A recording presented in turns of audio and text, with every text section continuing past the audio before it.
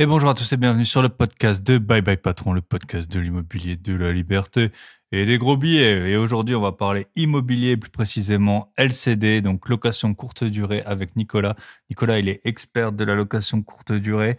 Alors pour vous dire, il a 25 appartements, mais parmi ces 25, en fait, il en possède que 8 et les autres, il les a via le biais de la sous-location. Donc il a mis en place des stratégies pour tout automatiser. Il habite à plus de 2 heures des biens et il peut gérer 25 biens en ayant un emploi à temps plein. Donc c'est quand même assez impressionnant. Il va nous partager cette expérience et les conseils qu'il peut donner par rapport à ça. L'épisode, il est un peu plus long que d'habitude. Il doit faire 1 heure et quart, je pense, parce qu'il y avait vraiment beaucoup de choses à raconter. Je pense qu'on aurait pu encore continuer un petit moment.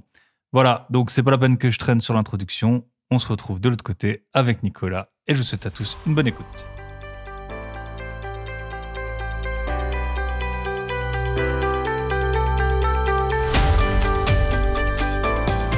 Et bonjour à tous et bienvenue sur le podcast de Bye Bye Patron. Et pour l'épisode de la semaine, j'ai la joie d'accueillir Nicolas. Salut Nicolas, comment tu vas?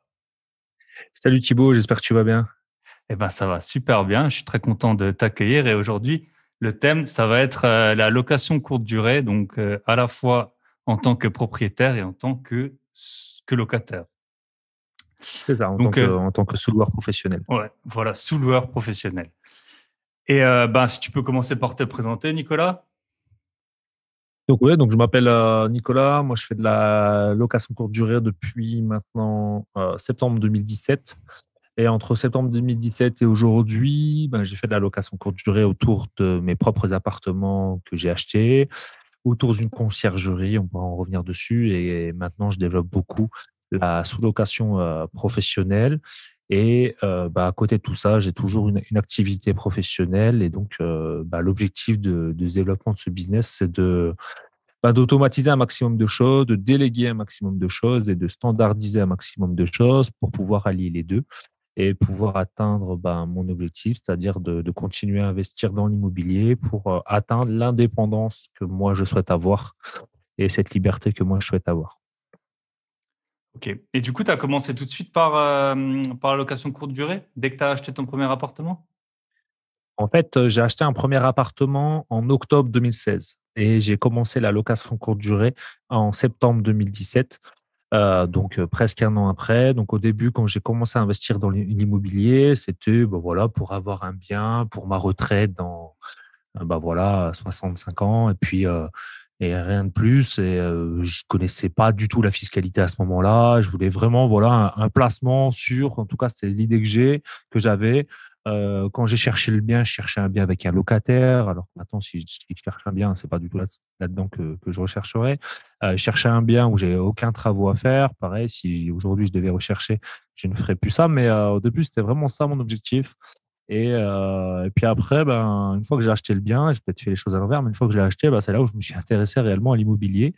Et j'ai découvert des stratégies telles que la location courte durée, la fiscalité, enfin, et puis plein d'autres choses qui tournent autour de la location et de l'investissement immobilier. Et j'ai pris goût, ça m'a intéressé. Et puis, presque un an après, j'ai commencé la location courte durée, puis je ne l'ai plus quitté depuis. Et donc, tu n'as que des appartements en location courte durée. Alors maintenant, j'ai que des appartements en location courte durée. Par contre, mon leitmotiv, c'est que l'ensemble de mes appartements, si demain matin, la location courte durée était interdite en France, je peux tous les mettre en location meublée à l'année et ça serait rentable, c'est-à-dire à minima, je suis autofinancé pour chacun de mes biens. Ça, c'est un de mes leitmotiv, hein, une de mes prérogatives que lorsque j'investis dans un bien, c'est que le bien doit être rentable ou au moins s'autofinancer en location à l'année. Et après, c'est la cerise sur le gâteau, c'est la location courte durée. Donc, tant que je pourrais faire de la location courte durée, là où je suis, je le ferai, mais je sais que c'est un jour, comme il y a pu l'avoir en mars 2020 avec le Covid, si pendant plusieurs semaines, plusieurs mois ou plusieurs années, je dois repasser en location à l'année, alors évidemment, je gagnerai beaucoup moins d'argent, mais j'aurai 0 € à mettre de ma poche pour que tout tourne correctement. Ok. Et donc, je réfléchis à dans quel ordre on va procéder. Et là, aujourd'hui, tu gères combien de biens? Alors au total, là, je gère 25 biens. Donc dans mes 25 biens, j'ai des biens en location courte durée, mes propres biens, j'en ai 8. Et le reste, c'est des sous-locations professionnelles. Donc c'est l'ensemble des biens que je gère actuellement, 8 qui m'appartiennent. Et tout le reste, ce sont des sous-locations. Et la sous-location, en fait, je l'ai commencé à partir de décembre 2019. C'est vraiment à partir de ce moment-là où j'ai commencé à faire de la sous-location, dans le sens où, comme j'avais acheté 8 appartements entre 2017 et 2019, alors à titre personnel et également en SCI avec ma conjointe, les banques, à juste titre, déjà, c'était déjà pour moi un miracle d'avoir acheté autant d'appartements en si peu de temps. M'ont dit stop, on peut plus, voilà, il y a trop d'endettement sur une seule tête, il y a trop de risques sur une seule tête. Donc déjà, quand ils m'avaient dit ça en premier lieu, après j'étais parti en SCI avec ma conjointe, et puis après, voilà, j'avais atteint la limite, et c'est pour ça que je suis parti dans la sous-location. Et l'objectif pour moi de la sous-location, c'est de me créer du cash pour accélérer par la suite d'autres investissements que je souhaite faire. Et entre deux, par exemple, j'ai acheté ma résidence principale. Euh, donc voilà, donc c'est vrai que c'est un accélérateur parce que la sous-location, ça va pas vous créer du patrimoine, alors que moi, je veux me créer du patrimoine. Mais par contre, ça m'a permis d'accélérer et de contourner un peu l'obstacle que j'avais devant moi, c'est-à-dire le fait que les banques pouvaient plus me prêter, et à juste titre, à cette période. Ouais, c'est ça, 8 biens en 2 ans en démarrant de zéro, c'est vrai que c'est impressionnant. Et t'as fait des travaux dans ces 8 biens? Donc pas dans le premier, Ouais, visiblement? alors, hormis dans le premier où effectivement, là, c'était un bien, on va dire quasiment clé en main avec un locataire. Et même si aujourd'hui je devais refaire l'opération, voilà, je le referais pas parce que je me dirais, j'ai payé peut-être un peu trop cher par rapport à ce que ça valait. Mais il fallait bien commencer. Après, tout le reste ont été des appartements où soit il y avait de la rénovation, en tout cas du rafraîchissement à minima, ou pour la plupart, c'était vraiment refaire de A à Z, l'électricité, la plomberie, etc. Et c'est vraiment là-dedans où on se fait des excellentes affaires. Et c'est ce qui m'a permis effectivement de trouver des biens en dessous du marché et d'avoir donc des crédits, parce que moi, ce que je présentais à la banque, c'est le fait que ça soit rentable l'année en location meublée, et le fait que, je sais pas, imaginons, j'achète un bien à 80 000, si je mets 20 000 euros de travaux, ça fait un prêt à 100 000, et ben, je prouvais à la banque que ce bien, aujourd'hui, il en vaut déjà 110 000. Donc, même si j'étais amené demain matin à ne pas payer, eux, ils prenaient quasiment zéro risque, parce que il faut retenir que la banque, ce qu'elle mesure, c'est le risque qu'elle a à vous prêter de l'argent. Donc, il faut les rassurer à ce sujet. Et quand ils savent qu'ils peuvent récupérer le bien et que ce bien vaut plus cher que ce qui vous a été prêté, ça les rassure. C'est comme ça que j'ai pu rapidement, on va dire, avoir autant de biens en si peu de temps. Et puis, par contre, j'étais assez sélectif. Et puis, c'était dans des villes que je connaissais très bien. Et là où j'avais déjà du réseau. Et ça m'a grandement aidé, parce que les 8 biens dont je parle, c'est dans 2 villes qui sont à 20 kilomètres l'une de l'autre, que je connaissais très bien. Et ouais, parce que ça, on l'a pas précisé. Tu travailles à temps plein? C'est ça. À côté, je suis Ouais. fonctionnaire. Donc, c'est T'es- vrai que ce statut m'a permis aussi, hein, je ne vais pas me le cacher, d'avoir, on va dire, le tapis rouge lorsqu'on va dans une banque. Mais après, tout à chacun, on a des ouais, forces et des faiblesses. Il faut bien pouvoir sûr. les utiliser. Et moi, j'ai utilisé cette force-là, et c'est ce qui m'a permis effectivement, je pense, d'avoir le tapis rouge En tout cas, dans mes sur les différents premiers, investissements. quoi. Peut-être sur le premier, sur le Exactement. deuxième. Et parce que ce qu'on n'a pas dit, c'est que donc tu as 25 biens et en fait, ils sont pas dans la ville où tu habites. Non, C'est en fait, donc au début, quand j'ai investi dans les 2 villes, où j'ai investi dans les 2 villes, c'est parce que j'y habitais pas loin. Et entre deux, j'ai eu une mutation professionnelle, et ce qui fait que maintenant, j'habite à 2 heures de ces 2 villes. Et donc, je gère tout à distance. En tout cas, j'ai mis une organisation pour pouvoir tout gérer à distance. Donc, comme je disais tout à l'heure, moi, j'ai 3 leitmotivs, hein. C'est l'automatisation. Donc, j'ai automatisé le maximum de choses que je pouvais. Tout ce que j'ai pas pu automatiser, je l'ai délégué, notamment toute la partie humaine, hein, qui est liée, par exemple, au ménage. Et j'ai standardisé un maximum de choses, c'est-à-dire, par exemple, je vais vous dire un exemple. Par exemple, tous mes appartements sont équipés, par exemple, de la même télé, de la même cafetière, etc. Non pas que tous les appartements soient identiques, chacun a vraiment son identité, Mais sur beaucoup d'équipements, il y a des choses qui sont standardisées. Comme ça, moi, ça me fait gagner énormément de temps lorsqu'il y a un problème. Je connais le fournisseur, je sais comment appeler tel ou tel site internet là où j'ai acheté les produits, je sais appeler le service après-vente, je sais comment il fonctionne et ça me fait gagner énormément de temps. Alors que si j'ai des produits qui viennent de fournisseurs divers et variés, ça fait perdre beaucoup de temps parce que chaque fournisseur a sa propre procédure. Et puis, vous le savez très bien, dès que vous avez un produit en panne, on vous balade de service en service et c'est un peu compliqué, ça vous fait perdre beaucoup de temps. Et tu mets petites questions, tu mets des lave-linges dans tes LCD? Ou Alors, le... au début, dans chacun de mes appartements, j'avais une machine à laver séchante parce que mes dames de ménage, lorsqu'elles faisaient le ménage, elles faisaient également la partie blanchisserie. Mais maintenant, en fait, j'ai vraiment séparé ces deux actions, c'est-à-dire la blanchisserie du ménage. Donc maintenant, on travaille avec une blanchisserie professionnelle, ce qui fait que dans certains de mes appartements, notamment les derniers, il n'y a pas nécessairement une machine à laver séchante. Donc voilà, parce qu'en fait, il n'y a pas l'utilité pour nous et pour certains appartements, notamment des studios ou des T2, par exemple des personnes, ou en tout cas les personnes qu'on vit sont des gens qui font des séjours assez courts. On sait que c'est pas un besoin pour eux, donc on ne le met pas à cet endroit-là. Mais par contre, dans tous mes premiers appartements, même s'il n'y avait pas un besoin de voyageurs, on le faisait parce que c'était intéressant pour nous en termes de logistique. Mais si j'avais un conseil à donner, au bout de 3 ou 4 appartements, c'est intéressant de distinguer vraiment la partie ménage de la partie blanchisserie qui, selon moi, sont deux métiers différents. C'est vrai qu'en début, on ne peut pas le faire parce que ça a un coût, il ne faut pas se leurrer, c'est une délégation qui a un coût, mais après, ça a une tranquillité d'esprit et ça permet à la dame de ménage vraiment de se consacrer au ménage et puis la blanchisserie vraiment de se consacrer à la blanchisserie et chacun reste dans son cœur de métier. Ok. Et la femme de ménage, la dame de ménage, c'est elle qui dépose à la blanchisserie? Comment tu t'organises par rapport à ça? Alors, par rapport à ça, dans chacune des villes où je suis, en fait, il y a un ou plusieurs locaux. Donc, les locaux, ça peut être des garages notamment. Donc, je loue un garage qui coûte entre 50 et 60 euros par mois avec des étagères à l'intérieur. La clé du garage est donnée aux professionnels de la blanchisserie. Toutes les semaines, ils ont un ou deux passages dans ce garage. Ils vont mettre le linge propre et récupérer le linge sale. Donc, elle, la dame de ménage, elle a pour rôle, avant de commencer sa rotation dans les appartements, de passer récupérer le linge propre, donc qui est sous plastique, plié, repassé, etc. Faire le ménage dans chacun des appartements qui lui a été attitré et missionné. Et après, à la fin de sa journée, elle repasse dans le garage déposer le linge sale.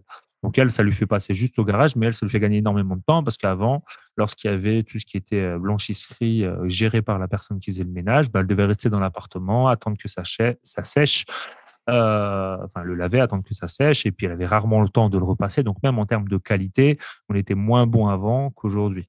Et ça veut dire qu'aujourd'hui, la dame de ménage peut même faire plus de ménage dans sa journée, et elle, c'est plus facile pour elle à gérer. Ok. Et comment tu as commencé pour l'optimisation? Parce que les appartements que tu as, c'est toujours dans des copropriétés. Là, ouais, ils sont tous dans des Ouais. copropriétés. Ouais. Donc, pour l'entrée, tout simplement, pour, Alors, bon, déjà, donc, ils sont tous dans des copropriétés. Donc, déjà, ce qui est important, c'est de voir si dans le règlement intérieur de la copropriété, la location courte durée n'est pas interdite. Ça, c'est le premier lieu, hein, qu'on fasse de la location courte durée avec ses propres biens ou de la sous-location. Ça, c'est une étape essentielle. lisez le règlement de Également, copro. Ça, je le dis et je les, le rè- les redis. rè- ouais, les règlements de copro sont importants. Savoir également, en termes d'urbanisme, s'il y a des règles qui vous sont imposées, comme des changements d'usage, des changements de destination, des surfaces compensatoires, etc. Donc, tout ça, il faut vraiment le maîtriser, hein. Chaque ville, je ne vais pas dire fonctionne comme il le souhaite, mais voilà, il faut vraiment bien maîtriser ces axes-là pour pas avoir des illusions à la fin. Après, donc, voir également si le règlement intérieur de la copro vous permet de le faire. Et troisièmement, donc, pour répondre à ta question plus précisément, donc, il y a des boîtes à clés automatiques qui existent et aussi des dispositifs qu'on peut mettre sur nos interphones. Donc, j'explique, par exemple, les gens sont souvent bloqués, en tout cas les propriétaires, à cause des portes d'immeubles, en disant, voilà, comment je fais pour que mon voyageur arrive en automatique face à une porte d'immeuble. Donc, il faut savoir qu'il y a plusieurs dispositifs qui existent, mais notamment des dispositifs s'accroche en fait sur votre interphone à l'intérieur de votre appartement, donc sur l'espace privatif. Vous ne touchez pas du tout à l'interphone de la copropriété. Et en fait, dans ce dispositif-là, il y a une carte GSM, une carte de téléphone. Et quand vous appelez, c'est le numéro de téléphone de cette carte-là, en fait, ça va ouvrir la porte d'immeuble en bas. Donc ça, c'est tout à fait légal, ça marche, il y a aucun souci. Ça peut même être avec des contraintes, c'est-à-dire que seul le numéro de téléphone de la personne qui a réservé peut appeler durant le créneau de son voyage. Sinon, ben voilà, on ne peut pas rentrer dans la copro. Donc en termes de sécurité, etc., il n'y a pas de souci. Et après, une fois que vous rentrez dans l'immeuble, bah, soit vous avez eu l'autorisation de mettre une boîte à clé dans les communs, mais c'est assez rare, ou soit vous pouvez enlever votre barillet et mettre une serrure connectée qui est connectable à des channel managers. Donc, pour ceux qui ne connaissent pas, les channel managers ce sont des logiciels, on va dire, hôteliers qui vous permettent d'automatiser un maximum de choses, comme la création et l'envoi des codes des serrures connectées. Et donc, le client a un code durant l'ensemble de son séjour et met le code pour entrer dans l'appartement. Donc ça, en 2021, c'est tout à fait faisable. En 2017, quand j'ai commencé, c'était beaucoup moins poussé, mais là, ça a beaucoup évolué ces derniers temps. Et tu as des systèmes comme Igloo Home, The Case, Nuki, par exemple, qui sont les trois plus gros sur le marché actuellement, qui font vraiment du travail de qualité. Après, ce qui est vraiment important, c'est en fonction de votre interphone, en fonction de votre porte, et donc s'il y a plusieurs points et de votre serrure, ben, l'une ou l'autre de ces marques que je viens de citer sera préférable. Donc, c'est bien de contacter ces trois marques, de voir ce qu'ils font et voir si leur produit est adaptable à ce que vous avez. Après, c'est vraiment du cas par cas, mais dans 95% des cas, vous pouvez automatiser correctement les choses. Et en plus, ça fait pro. C'est pas une boîte à clé qui est accrochée à un cadenas à l'extérieur de la rue. Très intéressant. Et pour l'entrée dans la copro, après, tu leur donnes jamais de clé. En fait, c'est à chaque fois qu'ils veulent rentrer dans la copro, ils appellent. Exactement. Je fais comme ça. Comme ça, en plus, ça permet de tracer les entrées et les sorties. Si un jour il est amené d'avoir un problème, ça vous permet par exemple de déceler si par exemple il y a potentiellement de la prostitution dans vos appartements, parce que ça c'est quand même une problématique qui existe dans la location courte durée. Donc ça vous permet quand même de tracer les choses. Et effectivement, hormis quelques cas où je laisse les clés, mais sinon globalement, non, il n'y a pas les clés, c'est vraiment en automatique. Ça permet d'éviter des doubles de clés, etc. Et C'est vraiment souvent de mettre un compliqué en plus maximum dans de les sécurité. copros d'avoir des doubles de clés, la carte de sécurité, ça peut prendre vite des Ça. semaines, coûter cher, tout ça.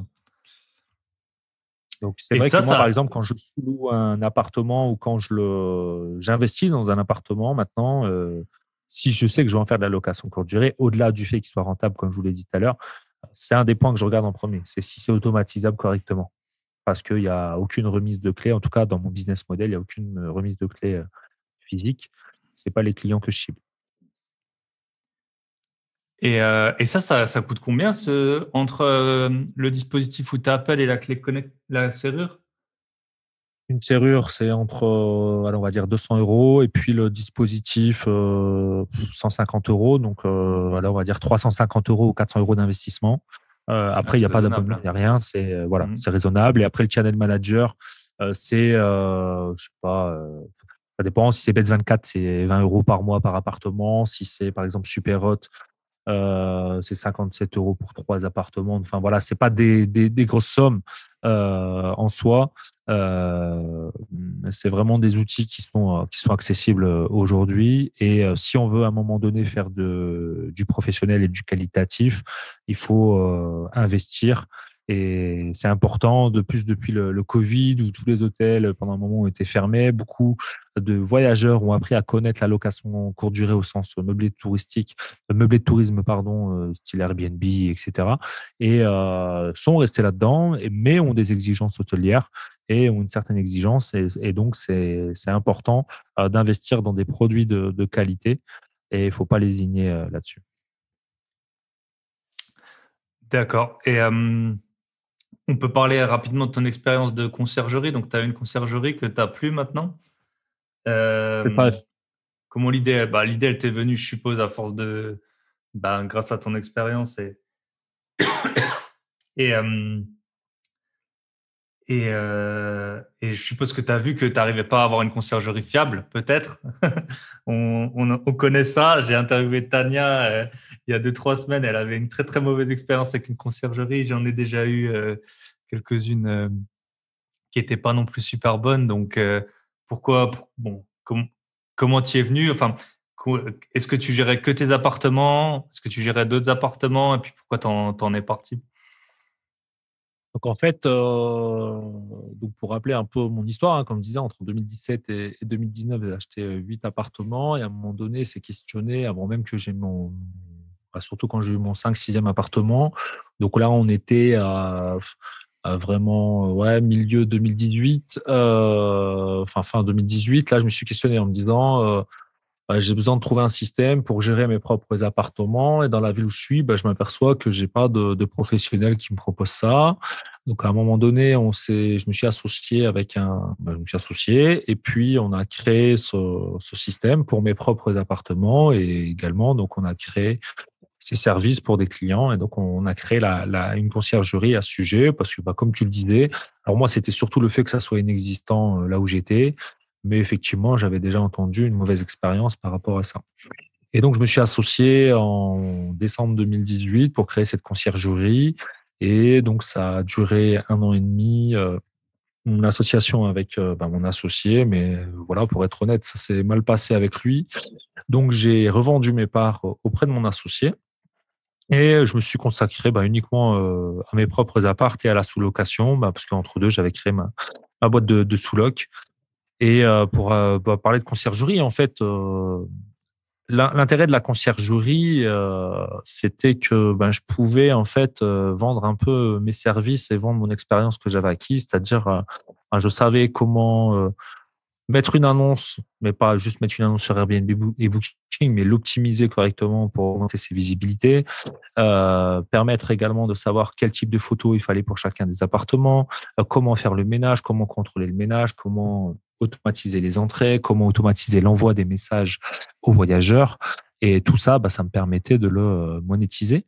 Et puis ça a très bien marché pendant l'année et demie où j'étais avec mon associé. Et puis après, moi j'ai quitté le navire parce qu'on s'entendait plus. Et puis pour pas se cacher aussi entre mes propres apparts, la conciergerie, la sous-loc, ça commençait à faire beaucoup et il fallait faire un Et choix. ton emploi? Et mon emploi, effectivement. Alors après, c'est tout. C'est vrai que je parle rarement de mon emploi parce qu'en fait, moi, dès que je mets en place un business, quel que soit mon business, même lorsque je fais mes coachings, je mets en place un système qui peut quasiment fonctionner sans moi. C'est-à-dire, alors au début, il faut mettre les mains dans le cambouis, il ne faut pas se leurrer. Mais l'idée, c'est que c'est un système qui fonctionne tout seul et ça m'oblige à le faire justement du fait de mon activité professionnelle. Parce que vous imaginez bien, quand je suis au boulot la journée, j'ai pas le temps de répondre, quand j'étais en conciergerie à mes clients ou à mes voyageurs, quand je suis en sous-location à mes voyageurs. Enfin, j'ai mis tout en place un système entre des dames de ménage, des city managers, etc., pour que ça tourne vraiment, vraiment tout seul.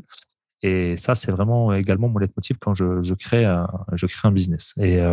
Mais mine de rien, comme tout business, moi, mon but, c'est de travailler au-dessus, de le piloter, pas travailler à l'intérieur. Mais quand vous avez 3 business à gérer, mes propres apparts, ma sous-location et la conciergerie, qui plus est en plus avec mon associé, je m'entendais plus. Voilà, le choix a été vite fait. Et donc, voilà. Et puis après, je me suis mis gentiment sur YouTube pour faire des vidéos, pour partager mon savoir, parce que c'est quelque chose qui m'intéresse grandement. Et combien vous gériez de l'eau? On a été jusqu'à 50 biens. On a été jusqu'à 50 lots à ce moment-là. Et vous étiez C'est vraiment deux en plus des personnes de ménage et tout ça. exactement. On était ouais, on va dire 2 dirigeants et tout le reste des dames de ménage et voilà, des personnes qui s'occupaient de la maintenance. Et ça a vraiment fonctionné parce qu'en fait, il n'y en avait pas où on était. Et puis, l'étude de marché nous l'avait démontré. Et puis, la réalité nous l'a démontré également. Mais après, moi, voilà, c'est mon leitmotiv à moi. L'humain est plus important que la partie business. Donc, quand je m'entends plus avec quelqu'un, si je me sens plus en phase et si je suis plus aligné, au bout d'un moment, voilà, j'ai quitté le navire avant que ça dérape. Et l'activité, vous preniez combien? 15%, 20%? Alors, c'était effectivement un pourcentage du chiffre d'affaires plus le ménage. Donc, on avait commencé à 15%, mais on s'est vite aperçu qu'à 15%, c'était compliqué, surtout que comme ça a très bien fonctionné, on a vite été assujetti à la TVA. Au début, on avait une franchise de TVA, mais après, on a vite été assujetti à la TVA.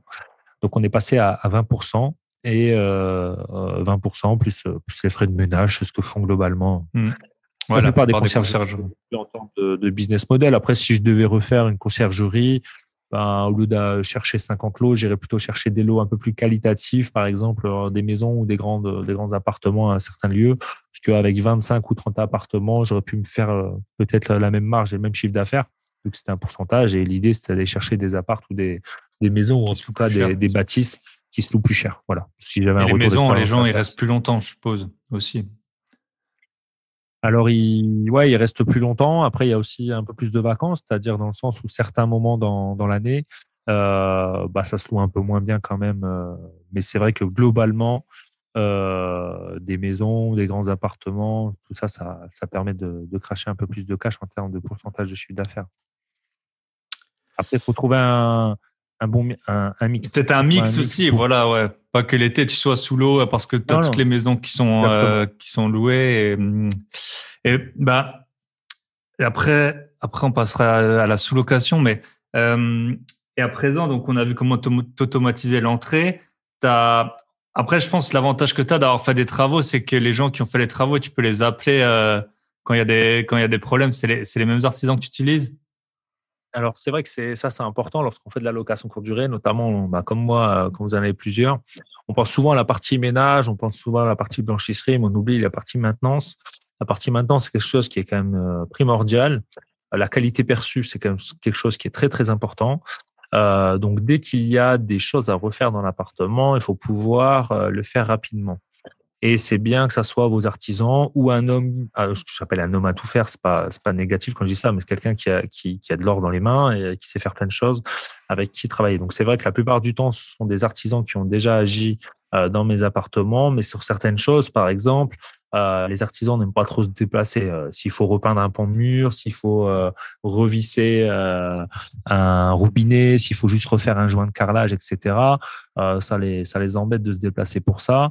Et donc, c'est bien aussi d'avoir dans son équipe quelqu'un qui, soit une dame de ménage, soit quelqu'un qui fait que ça, mais quelqu'un qui vraiment sait tout faire et faire toutes les petites choses qui font que votre appartement est toujours qualitatif et que la qualité perçue est toujours positive. Parce que, alors, ça, je suis pas d'accord. Les gens disent souvent que ça s'use beaucoup plus vite un appartement de location courte durée. C'est pas que ça s'use plus vite, c'est que vous le repérez plus vite parce il y a des rotations. Donc, entre chaque rotation, vous voyez s'il y a eu des petits trucs. Alors que quand vous le louez à l'année ou quand vous louez 3 ans, si vous êtes en nu ou en meublé, c'est qu'à la fin qu'on voit les petits dégâts qu'il y a eu. Et puis, on a l'obligation également, lorsqu'on fait de la location courte durée, c'est que la personne qui arrive le soir, il faut que l'appartement soit nickel. Donc, dès qu'il y a une petite fuite d'eau, un petit problème de chauffage, etc., autant si vous avez un locataire classique, vous pouvez attendre quelques heures, quelques jours, hein, comme c'est déjà arrivé, quand il y a des problèmes de chaudière ou autre. Mais lorsque vous faites de la location courte durée, il faut que pour soi-même, le problème de chaudière, par exemple, soit résolu. Sinon, vous annulez la réservation et vous ne pouvez pas accueillir. Donc ça, c'est vraiment un état d'esprit qui est différent et on n'est pas dans la même temporalité. Et il faut nécessairement quelqu'un qui puisse agir rapidement. Et souvent, c'est ça, en fait, le vrai coût d'un problème, c'est pas la réparation. Enfin, moi, ça m'est arrivé, j'avais un ballon d'eau chaude qui a pété. Alors, ça coûte, je sais plus, entre peut-être 800 ou 1000 euros, j'ai payé pour changer. Mais en fait, j'ai dû annuler 5 ou 6 nuits, le temps que mon chauffagiste, il commande la pièce. Enfin, ça a coûté vite 50% de plus que le ballon. Alors que c'est vrai, si c'était une location classique, bon, je sais pas, on aurait trouvé enfin, le locataire, et à C'est la ça. limite, j'aurais fait peut-être une toute petite remise sur le loyer, mais c'est incomparable, ce surcoût, enfin, ce coût d'opportunité. Exactement, c'est important. Et c'est, par exemple, au plus on a d'appartements, au plus c'est intéressant parce qu'on peut reloger aussi les personnes dans d'autres appartements. Ça, c'est le cas pour moi. Donc ça, par exemple, quand j'ai ces problèmes-là, je suis moins stressé que quand j'avais que 2 ou 3 appartements. Et autre chose, maintenant, j'ai une assurance perte d'exploitation, en plus de mes assurances que je dois avoir pour faire de la location courte durée en société, hein. Donc, j'ai une responsabilité civile professionnelle et chaque logement sont assurés en mutualisme. En plus, j'ai une assurance perte d'exploitation qui fait que lorsqu'il y a, je dois fermer 5, 6, 7 nuits parce qu'il y a eu un dégât des eaux, par exemple, dans mon appartement. l'assurance prend le relais pour m'indemniser ou pour indemniser les voyageurs, mais dans tous les cas, donc je fais toujours une avance sur frais, mais derrière l'assurance me rembourse. Et combien ça coûte environ une assurance comme ça par appartement? C'est à peu près, donc moi, sans faire de pub, hein, je suis sur la MAF Pro et c'est entre 20 et 25 euros par mois par appartement.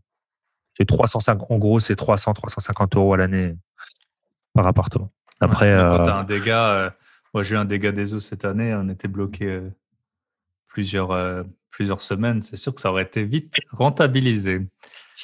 Et non, mais c'est sûr, ça c'est important de dormir l'esprit tranquille. Si vraiment on va en créer un business, il faut pouvoir dormir l'esprit tranquille.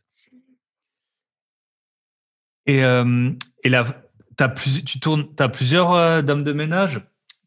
Si, Ouais. parce que Déjà, moi, je suis sur chaque ville, j'ai des dames de ménage, on va dire différentes, hein, parce que souvent, enfin, je dis dames de ménage, d'ailleurs, la plupart du temps, sont des hommes dans mon équipe. Donc, les personnes qui font l'entretien sont entre guillemets, enfin, c'est pas qu'ils sont très peu mobiles, mais voilà, sont fixes sur une ville donnée, sont tous en auto-entreprise, donc ils ont d'autres clients qui sont dans la ville où je suis, qui peuvent être certains de mes concurrents, mais aussi pour certains, ils font pas que des appartements, ils font aussi des restaurants, des entreprises, etc. Le ménage dans ces lieux-là. Et effectivement, donc j'ai plusieurs. On va dire qu'une dame de ménage fait cinq appartements. Donc voilà, le calcul est vite fait. J'ai 5 dames de ménage actuellement qui travaillent pour moi. Alors, de temps en temps, je peux en avoir 6, de temps en temps, je peux en avoir 4 parce que c'est déjà arrivé qu'il y ait un peu de rotation. Mais globalement, déjà, sur mes 5 que j'ai actuellement, j'en ai 3 qui sont avec moi depuis maintenant 2019. Donc, j'essaye de garder une certaine stabilité. D'autres sont partis. J'en ai un qui a créé lui-même une société de location courte durée. Donc, je suis content. Et puis d'ailleurs, je l'aide. Et une autre personne voilà, qui en avait marre, ce que je peux comprendre aussi. Et c'est tout aussi l'intérêt de travailler avec un auto-entrepreneur, c'est que c'est un partenaire qui a sa liberté et qui peut voilà, travailler aussi bien pour vos concurrents, travailler avec vous, etc. Et moi, c'est ce que j'aime aussi, c'est que chacun soit libre de faire ce qu'il a envie de faire. Et si à un moment donné, il se sent plus apte ou plus en mesure pour X raison de faire ce job, voilà, on se quitte correctement et puis voilà, on passe à autre chose. Donc ça, c'est aussi mon intérêt. Moi, quand je travaille avec des partenaires, ce qui est important pour moi, c'est avant tout l'état d'esprit, quoi. Et t'as une solution de secours ou ils se connaissent entre eux? Si quelqu'un est malade, s'est blessé, sa voiture est en panne ou quelque chose dans ce genre, quelque chose Oui, de. en fait, la solution de secours, c'est déjà qu'ils se connaissent tous. Donc, l'idée, en fait, c'est que voilà, tous les 6 7 8 semaines, on essaye de se faire un repas, une bouffe ensemble. Voilà, je fais les 2 heures de route et puis on se fait un truc tous ensemble. Donc, par la force des choses, ils ont appris à se connaître. Et puis, je sais que voilà, ils se partagent des clients, des missions maintenant. Donc ça, ça permet aussi, voilà, simplement facilement aussi de contrer quand il y a des problèmes. Et voilà. Donc, mais après, c'est toujours pareil. En fait, au plus on a de personnes qui font le ménage, enfin, en fait, au plus on a de ressources humaines, au plus on a de ressources, par exemple, d'appartements, au plus c'est facile de switcher. J'en sais rien. Il me manque quelqu'un pour un appart, et puis au final, on s'aperçoit que il n'était pas loué cet appart. Voilà, on bloque la soirée, et puis les autres apparts se louent. C'est c'est plus facile quand il y a plus de logements. En tout cas, sur cet axe-là, ça crée d'autres problématiques, mais sur cet axe-là, c'est plus souple. Parce que quand il n'y a qu'un appartement qui est fermé sur 25, c'est un plus faible pourcentage que s'il y a un appartement sur 3 qui est fermé. Et vice-versa, quand il y a une personne sur 5 qui est absente au ménage, ça a moins d'impact que quand vous commencez, que vous avez qu'une dame de ménage et dès qu'elle est absente, ça veut dire que 100% de vos effectifs sont absents. Donc c'est vrai aussi que c'est plus facile à gérer. Et puis après, le fait qu'ils apprennent à se connaître, ça leur permet de faire du réseau. Et puis comme ça nous permet facilement, on va dire relativement facilement de contrer il y a des problématiques. Ah, il y a vraiment un effet de taille en fait et de seuil pour à la fois la blanchisserie, à la fois le ménage. Comme tu disais, il en faut au moins 5 en fait pour avoir. En fait, c'est à chaque seuil, on va dire, à chaque étape, il y a des nouvelles problématiques qui se créent, des problématiques qui se résolvent. Au début, effectivement, je sais pas, dès qu'on a un ou deux appartements, par exemple, Quand il y a une dame de ménage qui s'absente, ou c'est vite la problématique. Dès qu'il y a un appartement sur les deux qui a un problème, c'est problématique. Par contre, par exemple, d'être en communication permanente avec les voyageurs, ou si on n'a pas voulu automatiser l'appartement, bah, c'est pas très problématique parce qu'on peut faire une remise de clé manuelle avec deux appartements, on peut répondre personnellement à chacun des voyageurs. Donc ça, c'est pas une problématique. Par contre, dès qu'on va passer à 5, 6, 7 apparts, bah, cette problématique-là va arriver de communication avec les voyageurs et d'entrée automatisée, enfin d'entrer en tout cas dans le logement, mais par contre, bah, vous allez avoir une souplesse supplémentaire vu que vous avez plus de ressources humaines et plus de ressources en termes de logement. Donc voilà, il y a des problématiques qui se règlent et d'autres problématiques qui se créent quand vous montez en capacité et en quantité. Et après, il faut juste les avoir en tête. De toute façon, à partir du moment où vous partez dans la location courte durée, il faut avoir l'état d'esprit entrepreneur. Parce que c'est vraiment un business, même si vous avez qu'un logement. Si vous voulez vraiment bien faire les choses et professionnaliser, voilà, il faut avoir une vision de business. Et donc, bah voilà, comme tout entrepreneur, votre objectif dans la journée, c'est de résoudre des problèmes et de solutionner des problématiques. Et ensuite, tu as dit que tu avais un city manager. Ça, Quel j'en est ai son même deux, rôle effectivement. à cette personne? Alors, son rôle, c'est qu'il maintenant, il est entre moi et les dames de ménage. Donc, c'est-à-dire que quand il y a un problème dans des appartements ou quand il y a des problèmes de ménage ou de ressources d'appartements ou de ressources de ménage, c'est lui qui le gère. Et moi, je pilote vraiment on va dire les données de la société, voilà, les revenus moyens par nuitée, les prix de logement, etc. Ça, c'est vraiment ça qui me le pilote, c'est moi qui le pilote, c'est moi qui cherche des nouveaux appartements, c'est moi qui est en lien directement avec les propriétaires et lui gère la partie de terrain avec les dames de ménage. Depuis, enfin, je dis Puis lui, s'il y a c'est un imprévu, eux. c'est lui que les voyageurs ils appellent, je suppose. Et moi, en fait, j'ai un lien direct avec eux maintenant. En fait, toutes les semaines, on fait un call tous les trois, donc tous les deux et moi-même. Et on solutionne des grosses problématiques ou on essaie de mettre des procédures en place lorsqu'il y a des problématiques qui arrivent. Et pareil, voilà, ils savent tout ce qu'ils peuvent faire sans, on va dire, mon autorisation, sans ma délégation. Par exemple, je sais pas, moi, il y a un problème dans l'appartement, ils savent qu'ils ont une délégation sur 100 euros, par exemple, bah, ils savent que si voilà, il y a un petit truc à faire pour moins de 100 euros, ils passent directement, ils n'ont pas besoin de passer par moi. Voilà. Après, quand il y a des problématiques, par exemple, de caution et de remboursement, ils savent que c'est par moi qu'il faut que ça passe, c'est moi qui gère. Quand il faut bloquer des appartements, c'est eux qui gèrent automatiquement. Enfin voilà, on s'est mis des codes entre nous, des procédures, et on les fait évoluer toutes les semaines. Et notre objectif, voilà, c'est d'augmenter toujours la qualité perçue pour que nos appartements bah, soient toujours bien évalués sur Airbnb, Booking. Et puis, bah, ça nous permet derrière bah, de louer plus cher, d'augmenter notre chiffre d'affaires et puis derrière bah, d'aller conquérir, on va dire, d'autres appartements. Et puis moi, à titre personnel, d'augmenter les bénéfices de la société et donc d'atteindre mon objectif, c'est-à-dire d'être un accélérateur pour faire d'autres investissements. Et c'est aussi des auto-entrepreneurs, eux. Euh, Ils font ouais, c'est ça, des ils font pas ça à auto-entrepreneurs. plein temps, Ouais, je suppose. alors, bah, ils font ça à plein temps, mais pas que pour moi déjà. Mais ce sont tous des auto-entrepreneurs. Alors, enfin, pas tous, un auto-entrepreneur et un en société, dans le sens où, en fait, moi, j'ai été démarché en fait des conciergeries directement. C'est-à-dire des gens qui avaient cet état d'esprit d'entreprendre, cet état d'esprit de faire du service, etc. Et je leur ai proposé mon deal en disant, voilà, moi, c'est pas vos services de conciergerie que j'ai besoin, c'est ce service de city manager, c'est-à-dire gérer mes dames de ménage. Enfin, voilà, je leur ai donné toutes les missions dont j'avais besoin. Et je leur ai dit, voilà, moi, je vous rémunère au pourcentage du chiffre d'affaires. Donc, on a négocié un pourcentage de chiffre d'affaires ensemble.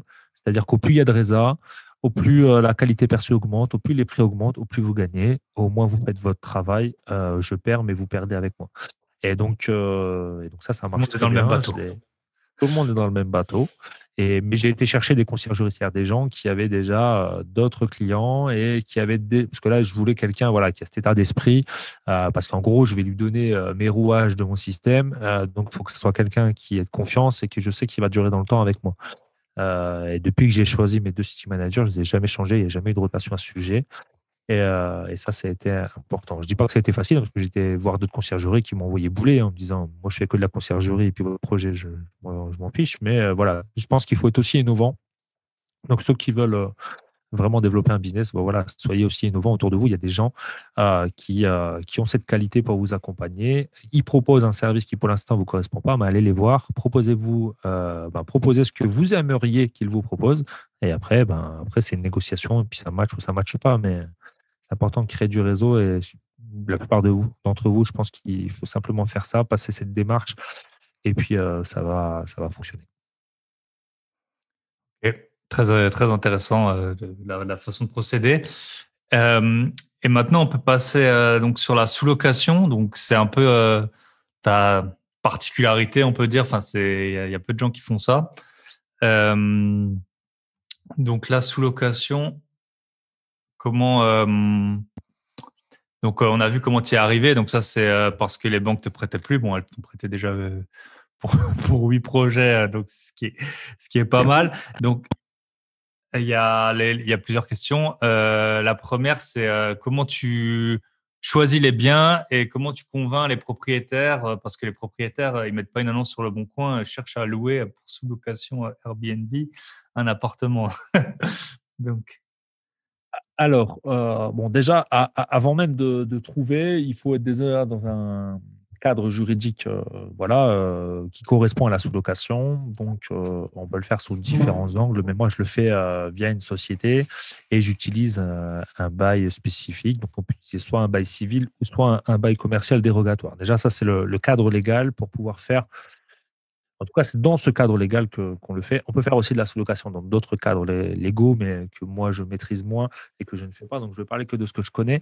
Et c'est dans ce cadre-là que je le fais. Ensuite, ce qui est important, c'est donc d'aller chercher des biens qui sont rentables. Donc, pour ça, pour avoir des biens qui sont rentables, moi, je le dis souvent, j'utilise le COF3, c'est-à-dire que si je loue, je veux dire n'importe quoi, un studio ou un T2, 500 euros par mois, il faut qu'à la fin du mois, je puisse faire 1500 euros de chiffre d'affaires tout compris, sur cet appartement en location courte durée. Si j'arrive pas à avoir ce coefficient de 3, je sais que je vais pas être rentable parce que sur 1500 euros, il y aura 500 euros de loyer, mais il y aura aussi l'eau, l'électricité, internet, les assurances, le ménage, enfin voilà, plein de petits frais à payer pour qu'à la fin, il vous reste entre 250 et 500 euros de cash flow.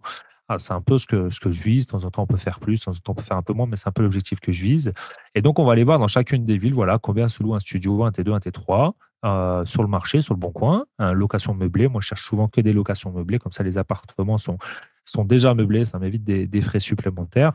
Et ensuite, je vais voir, bon, après, comme je vais dans des villes que je connais très bien en termes de location courte durée, je sais combien un T2, un studio et un T3 peuvent se louer en location courte durée. Et c'est comme ça que je vois si c'est intéressant ou pas. Il y a des villes où c'est très intéressant de faire de la sous-location. Il y en a d'autres, ça ne l'est pas parce que ce ratio entre ce que vous pouvez gagner sur Airbnb et le loyer que vous allez payer tous les mois n'est pas assez intéressant. Et à l'inverse, il y a des villes qui sont très intéressantes. Et pour ça, je mets simplement des filtres sur le Bon Coin, hein, c'est-à-dire, voilà, je vais faire un critère. Moi, je cherche des studios T2 jusqu'à tel loyer. Donc, je mets tel loyer, je cherche meublé dans telle ville. Et voilà, je mets ma recherche et puis j'attends que Le Bon Coin ou des agences, parce que je veux aussi voir des agences, me proposent automatiquement, on va dire, des annonces qui correspondent à mes critères. Une fois que j'ai fait ça, j'appelle le propriétaire. Et là, ce que je me présente, voilà, je me dis, je suis telle société, je suis dirigeant de telle société, je suis intéressé par votre appartement parce que j'ai beaucoup de mes collaborateurs qui viennent sur le secteur et j'ai besoin de pouvoir les loger. Donc, je souhaiterais visiter votre appartement et en discuter. J'en dis pas plus, c'est simplement pour avoir un rendez-vous. Et c'est lors du rendez-vous physique que j'expose mon business de sous-location. Ça, c'est important parce que c'est le plus important, c'est de mettre le pied dans la porte dans la et porte. permettre, voilà. Non, mais c'est ça. C'est comme un VRP, hein. C'est une fois qu'il a mis le pied dans la porte et qu'il vous a fait, voilà, vous l'avez fait rentrer. Là, il expose tous ses arguments. Mais ça sert à rien de dire tout ça au téléphone. Vous allez faire peur aux personnes, vous allez faire fuir et ils vont vous fuir et ils vont raccrocher ou ils vont dire qu'ils n'ont pas le temps, que c'est déjà loué, etc. Donc vraiment, on dirait le minimum, mais sans mentir. Voilà, on est une société. On cherche à louer votre appartement pour nos collaborateurs. Là, on ne parle pas de voyageurs, on ne parle pas d'Airbnb, on ne parle pas de Booking, etc. Et c'est après, lorsque vous avez le rendez-vous, vous allez exposer tout ça. Donc, dans l'exposition, sans rentrer dans tous les détails, mais ce qui est important quand vous argumentez auprès du propriétaire, c'est de dire qu'il y a deux axes vraiment importants qu'il faut aller argumenter. C'est la première, c'est la garantie d'être payé, dans le sens où dans le bail qu'on utilise, il y a une clause résolutoire qui fait qu'au bout d'un mois, dès qu'il y a un commandement de payer, si vous n'avez pas payé, ben, le propriétaire peut récupérer son bien. Et on n'est pas du tout dans le système des baux d'habitation, donc il n'y a pas de trêve hivernale, etc. Donc un propriétaire peut récupérer son bien rapidement. Ça, c'est souvent une crainte d'un propriétaire, hein. C'est s'il y a un impayé, comment ça Bien se passe sûr, et comment je bien fais pour sûr. récupérer mon appartement. Ceux qui pour Et 2 ans deuxièmement, minimum. exactement, des frais, etc. Avec la trêve hivernale, la personne peut rester pendant des mois. Là, avec le Covid, la trêve hivernale avait été prolongée. Enfin, tout ça augmente les risques pour le propriétaire. Et deuxièmement, la garantie de bien entretenir son bien. Alors déjà, lui dire que votre business model repose justement sur la qualité des appartements, parce que voilà, sur Airbnb, sur Booking, si vous faites des appartements qui sont mal entretenus, ça ne va pas se louer bien longtemps. Ça va fonctionner au début, mais dès qu'il y aura les premiers avis qui vont arriver, vous n'allez plus pouvoir louer.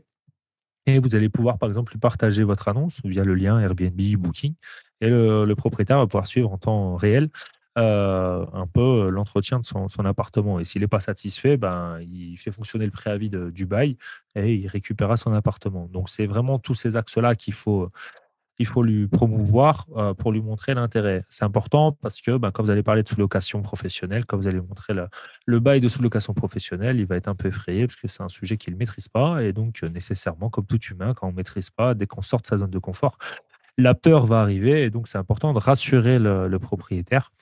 C'est plus facile que lorsqu'on a plusieurs biens qu'au début. Au début, voilà, on vient de se lancer, donc on n'a pas de preuve sociale. On ne peut pas montrer qu'on l'a déjà fait avec d'autres biens, mais le plus dur, c'est au début. Une fois que vous avez réussi au début à avoir deux, trois sous-locs, après, c'est même des gens, en fait, vous n'avez même plus besoin de faire de la prospection, c'est des gens qui vous conseillent. Moi, maintenant, je fais quasiment plus de prospection, c'est des gens qui me conseillent.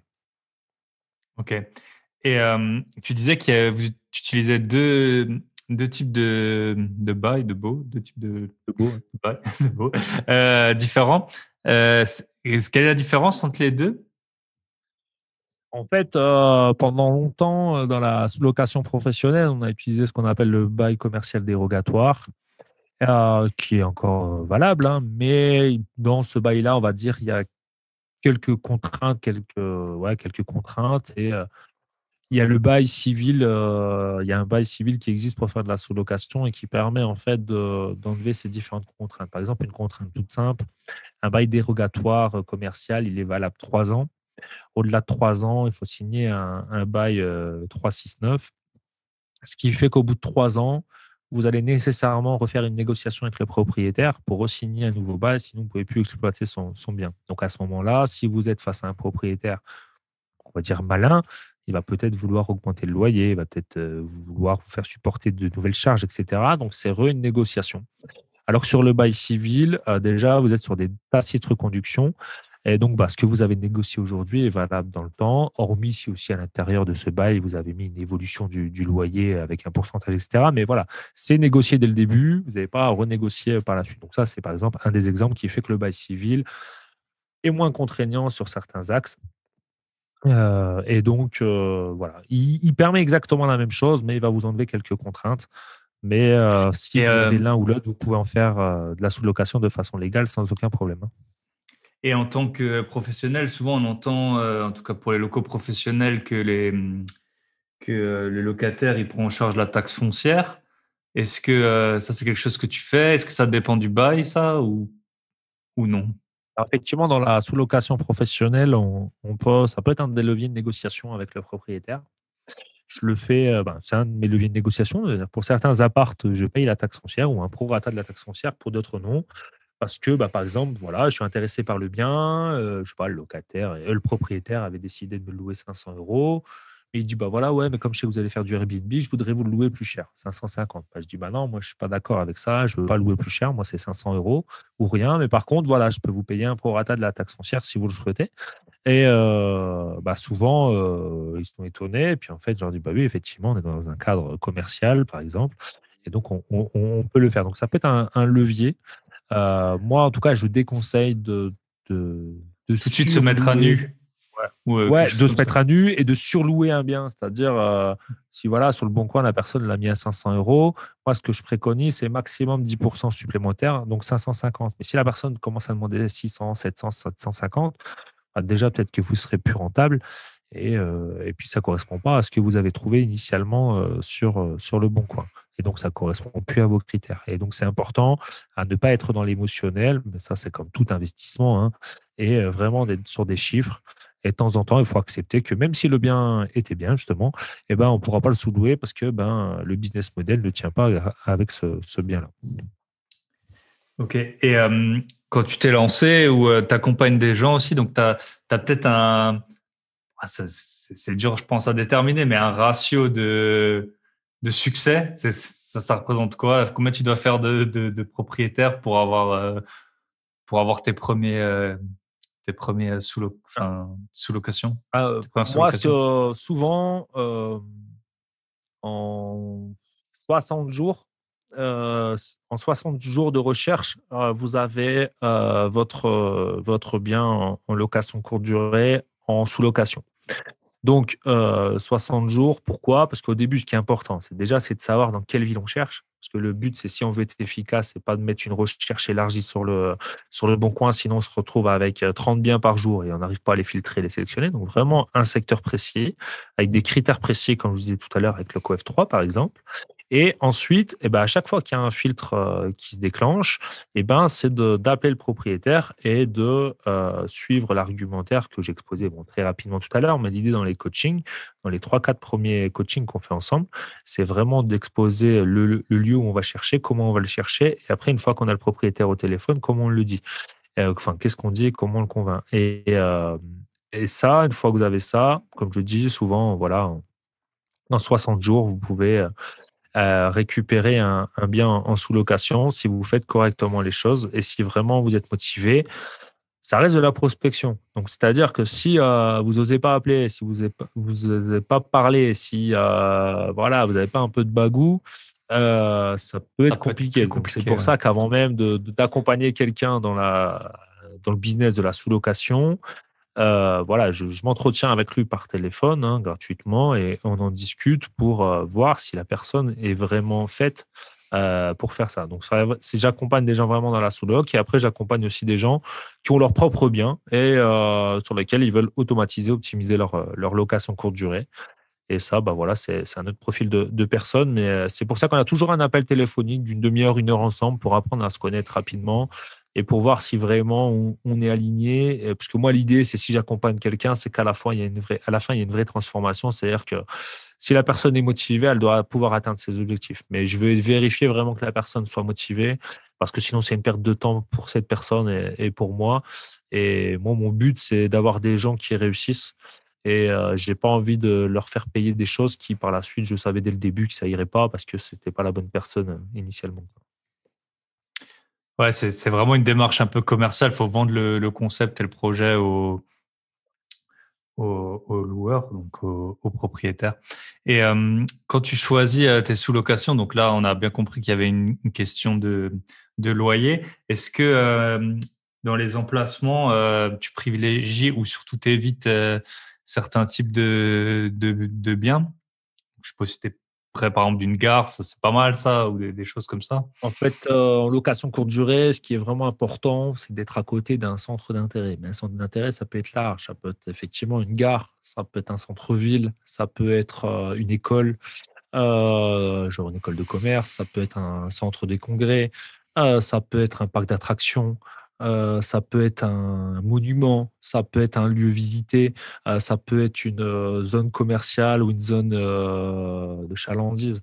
Voilà, des centres d'intérêt au sens large, pas que centres Mhm. d'intérêt, gare, Culturel. aéroport ou etc., mais vraiment Mhm. mais centres d'intérêt. Parce que les gens vont venir par intérêt louer votre appartement parce qu'ils sont à côté du centre d'intérêt qu'ils cherchent, business ou tourisme. Ouais, je sais que il y a pas mal de personnes, enfin, j'en connais qui font de la location courte durée près des centrales nucléaires, par exemple, parce que c'est connu Par exemple. qu'il y a il y a des maintenances à faire et que c'est des gens un peu de toute la France qui viennent Par pour exemple, ça peut l'entretien. être à côté aussi de, je sais pas moi, de parcours VTT, de parcours de trail. Voilà, c'est vrai, des parcours vélo aussi. Enfin voilà, et c'est à côté d'un centre d'intérêt et c'est pour ça que effectivement, je connais beaucoup de gens aussi à côté des centrales nucléaires quand il y a les arrêts de tranche comme il y a des arrêts de tranche dans certaines centrales nucléaires quasiment toute l'année, et ben ils ont leur gîte qui y est loué. Mais par contre, Si voilà, le centre d'intérêt, c'est voilà, on s'est mis à côté d'une centrale nucléaire, bah, il faut aller chercher des biens qui vont correspondre aux ouvriers, aux salariés qui vont être là-dedans. C'est-à-dire souvent, ce sont des personnes qui vont vouloir louer un gîte, un grand gîte pour 5-6 personnes pour que eux, ça soit rentable par rapport au panier moyen qu'ils gagnent via leur entreprise. Et donc, il faut trouver des plus grands logements et pas spécialement, et pas des studios, par exemple. Donc voilà, en fonction du centre d'intérêt qu'on a, on aura donc des clients cibles qui sont différents et il faut que l'appartement corresponde à ces clients cibles. Ok, super. Ça me vient à l'esprit. Je connais quelqu'un qui, elle allait dans une petite ville et en fait, la seule location courte durée qu'elle trouvait, c'était une love room. Tu sais, genre la, la chambre où tu vas pour ton couple avec les draps en satin et j'en passe, les, les éléments de déco. dont t'as pas forcément besoin après une grosse journée de boulot, mais bon, pourquoi pas, hein. Et paraît-il que ça fonctionne bien hein, en location courte durée, les love rooms. Oui, Après, bon. les love rooms, c'est des choses qui fonctionnent bien, effectivement. Après, c'est toujours pareil. Il faut faire son étude de marché pour savoir s'il y a de la concurrence, savoir si ça va attirer des gens. Et après, il y a différents types de love rooms. Ça peut aller du Du romantisme romantique au... voilà, au plus extrême. Après, pour accompagner beaucoup de gens, j'ai vu de plein de choses et des choses qui m'ont étonné agréablement en me disant jamais j'aurais pensé que ça fonctionnerait. Et en fait, il y a un marché et il y a une niche et ça fonctionne. Après, c'est simplement de se positionner au bon endroit au bon moment et savoir ce qu'on fait. C'est important dans la location courte durée, comme tout business. Il ne faut pas recopier bêtement ce que font les autres chez vous. C'est vraiment voir si ça marche chez vous ou pas. Donc là, pour ça, voilà, il y a des études de marché, il y a même des logiciels comme enfin, des sites internet, pardon, comme RDNA, etc., qui vous permettent de faire des analyses de marché assez simples, mais qui vous permettent de vous rassurer ou pas sur un projet et donc de savoir si c'est intéressant de le faire. Euh, et bon, on en avait parlé un peu auparavant. Toi, du coup, tu fais pas vraiment de... Ben, dans les sous-locations, tu peux pas faire de travaux, forcément. Le, du coup, comment est-ce que tu transformes, en fait, parce que t'as...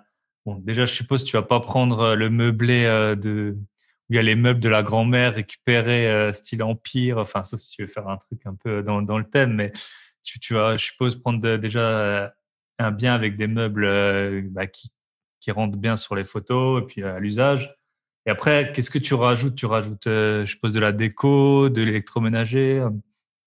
Quelle est ta démarche, toi, pour passer presque d'un meublé pour étudiant ou à quelque chose de beaucoup plus qualitatif pour Alors les plateformes? effectivement, tout à l'heure, ce que je disais, je vise des appartements qui sont déjà meublés. Alors effectivement, je vais pas viser des appartements qui ont été meublés avec les meubles de la grand-mère, mais justement des appartements qui ont sans doute été faits par, même sûr, par des investisseurs qui avaient l'idée de faire des appartements qualitatifs pour pouvoir louer un loyer moyen. Donc, je vais souvent toucher des investisseurs qui ont déjà des appartements qualitatifs. Je vais aller toucher également des gens qui ont voulu se lancer dans le Airbnb, qui avaient fait un appartement qualitatif, mais en termes de logistique, etc., ils n'ont pas réussi à suivre. Donc, pour ça, qu'est-ce que je fais? Bah, de toute façon, sur le Bon Coin, on le voit assez rapidement, hein. Donc, on peut aller aussi bien dans l'onglet location immobilière, mais aussi bien dans gîte et location. Dans gîte et location, on peut voir aussi d'autres biens. Et je vais voir aussi sur Airbnb des appartements qui sont mal notés ou sur Booking, des appartements qui sont mal notés et je vais aller contacter et prospecter ces gens-là. Et après, l'idée, l'appartement, quand je vais le voir, il correspondra jamais exactement à ce que je veux parce qu'effectivement, c'est pas son propre appartement et on va pas pouvoir faire des travaux, donc on va pas pouvoir faire des grosses modifs. Mais l'idée, c'est de faire du home staging, c'est-à-dire voilà, avec un budget entre 500 et 1000 euros, de faire l'effet coup de cœur. Ça peut être un coup de peinture, un peu d'éléments de déco, des fausses plantes, une belle télé, une grosse télé. euh, voilà, de la Le linge, tout literie, ça, les le coussins, linge, voilà, ouais. tout ça, qui fait qu'à la fin, tu as l'effet coup de cœur. Maintenant, franchement, dans des trucs comme Jiffy, Centracor, La Foire Fou, je sais pas Mm. quoi, il y a plein d'éléments de déco avec des couleurs qui tapent et qui donnent réellement envie. Et après, ce qui est important dans les appartements, c'est l'aspect certes qualitatif, hein, et puis l'effet coup de cœur, l'effet waouh. Et mais après, c'est la fonctionnalité de l'appartement. C'est vraiment ça que je vais regarder. Si voilà, c'est un appartement qui est fonctionnel, c'est-à-dire un lieu de vie, un lieu où je peux me faire à manger, une belle salle de bain, cocooning, un lieu pour dormir, cocooning. Il faut avoir en tête qu'on loue des nuits hein, avant tout. Et c'est pas ce qui est important, c'est pas le nombre de mètres carrés, mais vraiment voilà, les services et les fonctionnalités de l'appartement qui sont importants de viser. Et il y a des appartements voilà, qui sont peut-être petits, 10 ou 12 mètres carrés, qui vont pas intéresser grand monde en termes de locataires classiques, mais en location courte durée qui vont être intéressantes si on met l'effet coup de cœur dedans. Parce que les gens, ce qu'ils veulent, c'est juste être hébergés, mais voilà, dans un lieu qualitatif et qui fait l'effet waouh et coup de cœur. Donc c'est vraiment, moi c'est vrai, quand j'ai visité un bien, j'essaie de me projeter un maximum, hein, mais comme d'autres investisseurs, quand ils vont chercher des appartements avec des travaux, c'est savoir se projeter et avoir une autre vision que ce que le 95% des gens voient lorsqu'ils rentrent dans cet appartement. Mais par contre, je fais attention effectivement au budget. On peut faire également de la sous-location, il faut le savoir quand même, hein, je vais le dire, dans des appartements nus. C'est-à-dire, on loue un appartement nu et après on investit dans l'ameublement et on le fait. Mais ça veut dire un investissement supplémentaire. Peut-être que pour se lancer, c'est pas la meilleure des solutions parce que ça fait une prise de risque un peu plus importante. Et moi, c'est pour ça que je vise vraiment des Et apparts qui du sont temps déjà aussi, hein. meublés. J'ai eu Parce la que chance et du temps. meubler un appartement, déjà, c'est long, mais 23 à 25, ça en fait déjà Après, des. j'ai profité de ça. La chance, c'était, enfin la chance, ouais, on va dire la chance. Avec le Covid, beaucoup de personnes qui faisaient du Airbnb ont arrêté et Ouais. ont mis leur Du coup, tu as appartement pu en le récupérer. location, voilà, en location longue durée. Et c'est eux que j'ai été chercher aussi. En fait, j'ai profité de ce moment de crise pour aller récupérer des Pour y biens voir en une fait où opportunité, ouais. c'est ça, exactement, voilà. Ouais. J'ai Et pris. toi, du coup, comment t'as vécu ce Covid avec tes sous-locations? Parce que, bon, déjà, quand on a des appartements à nous, c'est compliqué, mais quand tu as les sous-locations, t'en avais un peu moins que maintenant, Alors je les, suppose. ouais, alors en mois de mars 2020 et avril 2020, un peu comme tout le monde, on a eu des sueurs froides en se disant ben, à quelle sauce on va être mangé. On ne savait pas trop, on ne savait pas si ça allait durer un mois, une semaine ou plusieurs années. Donc là, vraiment, au mois de mars et avril, une grosse partie de mes appartements, je les ai mis en location classique. En fait, c'était pas si classique que ça, parce qu'en fait, faut se rappeler, à ce moment-là, il y avait des gens qui étaient en phase de déménagement, en phase de divorce, en phase de mutation professionnelle, et tout s'est arrêté d'un coup. Et ils étaient coincés. Il faut se rappeler ce que c'était mars 2020. Donc Mhm. là, j'ai eu des soignants, j'ai eu des policiers, j'ai eu des gens qui étaient en séparation, j'ai eu des gens qui voulaient pas contaminer leur famille, etc. Les Enfin parents bref, et tout ça. j'ai eu des gens qui louaient au mois, en fait, qui louaient au mois. Alors évidemment, pas au mois comme si on payait une location courte durée, mais un peu plus cher quand même que si on louait en location classique, parce que ben, à ce moment-là, tout le monde était coincé. Et donc, moi, mon objectif à ce moment-là, vraiment, mars, avril, mai 2020, c'était de ne pas perdre d'argent. C'était vraiment l'objectif. Là, Mhm. je n'ai pas gagné d'argent, c'était vraiment pas perdre, de ne pas suspendre mes crédits, etc., et que tout soit payé. Mes sous-locations, garantir les loyers. Et voilà, tout a été fait. Après, l'été 2020, il a cartonné. Il faut se rappeler que les gens, ben, là, ils sortaient du confinement. Ouais, Alors ils là, voulaient tous tout le monde partir. voulait bouger. Voilà. Mhm. Et comme on n'avait pas le droit de partir à l'étranger, ben, tout le monde a découvert la France et tout le monde a voyagé. Donc là, j'ai eu beaucoup de locaux, ça a bien marché. Septembre, octobre, ça a bien marché. Novembre 2020, encore un petit coup d'arrêt. Là, un petit coup de flip. Mais comme les businessmen, eux, pouvaient circuler, voilà, il n'y a pas eu trop de casse, honnêtement, il n'y a pas eu trop de casse. Et puis voilà, et puis après, il y a eu avril, là, mai, non, avril-mai là, 2021 où il y a eu un petit coup d'arrêt, mais bon, qui n'a rien à voir avec l'année précédente. Donc vraiment, c'était mars et avril-mai 2020 où là, il y a eu le coup de flip. Et en fait, quand je suis sorti de là, je me suis dit, si Nico, tu sors de là, entre guillemets, vivant, pire que ça, bah, je ne sais pas ce qui peut Il arriver. verra. Donc, enfin, l'arrêt de l'économie mondiale, je pense que personne n'aurait mis sa main à couper à cette époque-là. Mhm. Voilà, je me suis dit, c'est que ça marche. Par contre, il faut savoir que voilà, il faut savoir avoir des biens qui peuvent se louer rapidement au mois ou sur plusieurs mois pour limiter la casse, quoi. Mhm. Et, euh, et parce qu'en fait, donc, pour la sous-location, il y a deux inconvénients majeurs. C'est que tu profites pas de la hausse de l'immobilier sur l'appartement et que tu le rembourses pas. Par contre, le gros avantage, c'est que c'est hyper, comment on va dire, c'est souple, en fait. C'est flexible. Tu peux arrêter, si tu vois que tu as acheté au mauvais endroit, si tu as un voisin qui est fou. Ça peut arriver. Des voisins, qui sont complètement contre la location courte durée, qui vont toquer, tous les soirs. Ça peut Alors être, effectivement, un gros ça, avantage, de la sous-location.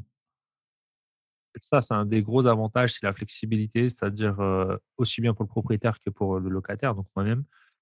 Les préavis sont peuvent être un mois, 2 mois, 3 mois, voilà, on choisit, hein. Enfin, tout à l'heure, je ne l'ai pas assez insisté, mais je vois beaucoup de gens qui donnent, vendent le bail de sous-location.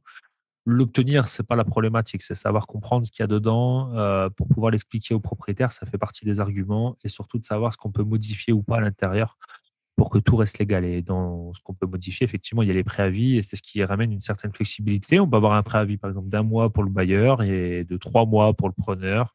Donc, le bailleur, c'est le propriétaire, le preneur, c'est moi. Donc, voilà, on peut vraiment faire de la flexibilité qu'on veut.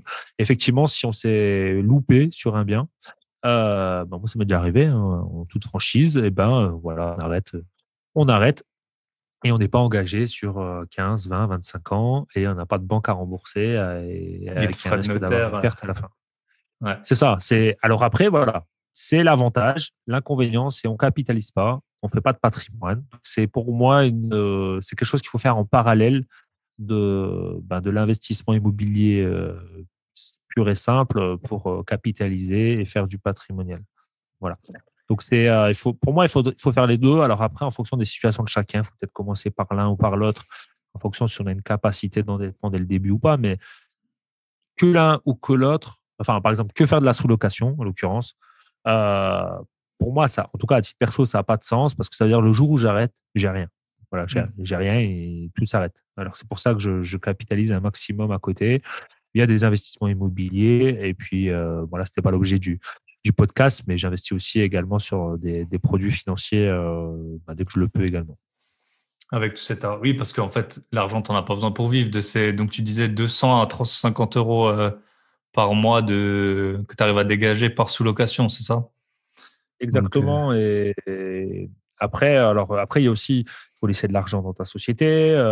Ça veut dire aussi que moi, ça m'a permis aussi de me développer assez rapidement parce que dès qu'on trouve une nouvelle sous-loc, c'est 1 ou 2 mois de caution, caution. plus le loyer avancé. Donc, un bien à 500 euros, c'est 1 500 euros d'avance, plus les 500 euros ou 1 000 euros de homestaging, voilà, c'est 2 500 à sortir d'un coup pour un appart. Plus les premiers jours, je suppose, avant que tu aies des avis et tout, tu n'as pas tout de suite le même taux de Voilà, remplissage. donc chaque nouvel appart, il y a une mise à sortir. Alors évidemment, on n'est pas du tout sur des sommes comme lorsqu'on investit dans l'immobilier sur 15, 20, 25 ans, on n'est pas du tout dans ces apports-là, hein.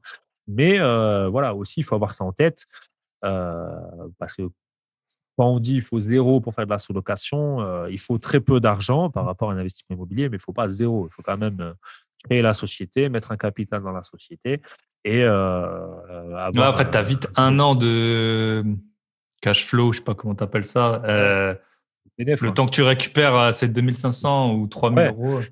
c'est ça. En gros, voilà, c'est ça. Il faut se dire que c'est pour ça qu'il ne faut pas se louper souvent quand même sur les investissements, sur les biens qu'on cherche. Mais l'idée, ouais, c'est ça. C'est en 6 7 mois, il faut 6 7 mois pour rentabiliser un investissement, par exemple. Un investissement, une sous-location. C'est le bon terme. Ok. Du coup, est-ce que tu as une ou deux anecdotes que tu voudrais nous partager, que tu as déjà rencontrées, des situations cocasses avec les visiteurs ou que sais-je, ou les voisins J'ai déjà eu des hommes politiques, par exemple, qui ont déjà loué chez moi. Je sais pas, Benoît Hamon, à l'époque, qui était candidat au présidentiel, voilà, qui avait loué un de mes appartements. Je l'ai su par la suite, en fait. Voilà, je l'ai su par la suite. C'est pas cocasse, mais pour dire que voilà, en fait, tout le monde, en fait, Un peut besoin aller de chez vous et de temps en temps, on se rend compte qu'il y avait des personnalités. Après, en termes de cocasse, ça peut déjà arriver aussi d'être confronté à de la prostitution. Donc là, c'est un peu moins sympa. C'est-à-dire quand on a le voisin qui nous appelle pour vous dire c'est bizarre, hein. Il y a énormément de monde qui fait des allers-retours dans votre appartement et qu'il faut agir. Là, c'est chiant, mais en même temps, il faut agir parce que ça évite d'être en conflit avec sa copropriété. Et puis après, vous, c'est un risque de proxénétisme parce que vous connaissez ce que fait maintenant la personne, donc il faut pouvoir agir. tu Ça, profites de c'est votre rôle l'argent en tant qu'elle génère. Exactement. On peut pas vous reprocher si vous le savez pas, mais par contre, si à un moment donné, vous avez des éléments concordants et que vous faites rien, ou vous prévenez un peu à la police, hein, parce qu'après, il faut pas faire le Superman non plus, hein, mais là, voilà, ça, c'est des situations qu'on a pu vivre. Après, ça peut être J'ai déjà eu aussi des choses qui sont plus chiantes, des puces de lit dans un Ah, appartement où là, quand ça arrive, c'est casse-pied. Il faut pouvoir agir rapidement. La première fois que ça vous arrive, je ne vais pas dire c'est la fin du monde, vous vous dites purée, comment je vais faire, etc. Après, c'est un peu comme tout. J'ai créé une procédure par rapport à ça. C'est-à-dire que je me suis dit, voilà, s'il y a des puces de lit, comment je rembourse le voyageur, comment on fait intervenir la société qui va désinfecter l'appartement, etc., etc. combien de Donc, temps après tu vérifies et tout ça? Parce que le gros problème, c'est si tu as un avis puce de lit, t'es mort. c'est ça, exactement. Donc, il faut faire. Voilà. Après, ça peut arriver. Hein, tous les hôtels sont confrontés à Ouais, cette bien sûr. problématique. Faut pas faire la politique de l'autruche, mais pas avoir une réponse assez rapide. Et puis moi, depuis ce temps-là, par exemple, je fais de la prévention dans chacun de ces appartements où on fait des désinfections régulières pour éviter que ça revienne. Mais voilà, on n'est jamais à l'abri. En tout cas, voilà, il faut avoir en tête que lorsqu'on part sur la location courte durée, qu'on fasse de la sous-loc, qu'on fasse de la location courte durée classique, etc. Voilà, il y a ce genre d'événement quand même à gérer. C'est pas toujours tout beau tout rose tous les jours. Il y a des voyageurs qui sont propres, d'autres qui ne le sont pas. Voilà, il faut savoir apprendre à se détacher de ça et vraiment être dans le pragmatisme pour résoudre ces problèmes. Et c'est pour ça que je le répète, il faut avoir cet état d'esprit d'entrepreneur et c'est pas pour monsieur et madame tout le monde qui C'est peuvent ça, faire de faut la pas que ce location courte durée. soit, que tu sois effondré à la moindre problématique. Il ne faudrait C'est pas que sûr que nous, quelqu'un soit allez. dégoûté de l'investissement immobilier parce qu'il a Mm. voulu faire de la location courte durée, par exemple. Ouais, exact. Ok, bah du coup, je pense qu'on a déjà bien parlé. J'ai encore trois questions pour finir. Donc la première, c'est est-ce que tu as un livre ou une ressource à recommander? Donc soit dans ton domaine ou peu importe, hein, quelque chose que tu trouves inspirant ou qui peut apporter de la valeur Ouais, bon, après, aux auditeurs. je pense que beaucoup l'ont peut-être déjà sorti parmi les gens que tu as interviewés, mais c'est vrai que Père riche, Père pauvre de Kiyosaki, c'est quand même un livre de base. Mais pour tout ce qui est éducation financière, vous allez apprendre énormément de choses. Et La semaine de 4 heures de Tom Ferry, ce sont ces deux livres qui, pour moi, Surtout sur l'automatisation, quoi. Tim Ferriss, 4 heures, Tim voilà. Ferriss, c'est vrai que ça m'a permis de comprendre comment travailler au-dessus de son business et pas à l'intérieur de son business, comment déléguer des choses, comment automatiser. Alors lui, il parle Mm. pas du tout d'immobilier de location courte durée là-dedans, mais après, il faut Mm. le transposer. Non, mais il parle Euh, de souvenirs des. Tu sais, tu as parlé des 100 euros de délégation. Lui, il parle, je sais plus, à un moment de 1000 $, que en gros, jusqu'à 1000 $, ton employé, il fait son choix tout seul et que. c'est ça. Et puis, il explique comment pouvoir optimiser son temps correctement. Mm. Alors après, le livre, il est, on va dire, putaclic, dans le sens où vous ne ferez jamais 4 heures de travail par semaine, mais l'idée, c'est de toujours avoir cet état d'esprit de comment je peux optimiser mon temps. Par exemple, au lieu de répondre 10 fois par jour à mes mails, est-ce que je ne prends pas une heure dans ma journée pour le faire? Je prendrai moins de temps et en plus, en termes d'énergie, je serai plus efficace. Et pareil, donc moi, par exemple, quand je réponds à mes voyageurs, au lieu de répondre 10 fois dans la journée, peut-être je réponds qu'une fois ou deux. Quand je dois contrôler mes avis clients, je le fais une fois, je ne le fais pas 10 fois. Enfin voilà, plein de trucs comme ça qui te font réfléchir. Et ce livre, c'est un des livres en tout cas, certains chapitres que je relis Ouais, régulièrement. bien sûr. Et puis pour l'éducation financière, c'est vrai que Père riche, Père pauvre, c'est voilà, entre les revenus actifs, les revenus passifs, ça vous apprend énormément de choses. Quand on devient investisseur et quand on a lu ce livre, ça nous paraît du b.a.-ba par la suite. Mais moi, je me rappelle quand j'ai lu ça pour la première fois, je me suis dit, ah ouais, Ah je ouais. n'avais pas du tout cet état d'esprit.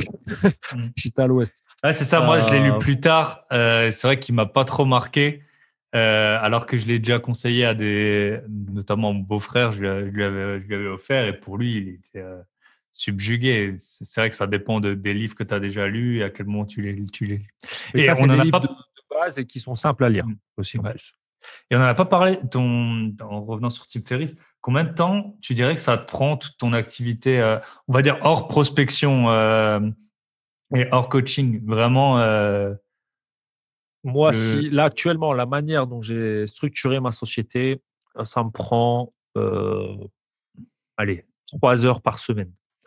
J'ai 1 heure et demie avec mon équipe de city manager et on va dire que j'ai 1 heure et demie d'imprévu, ou on va dire.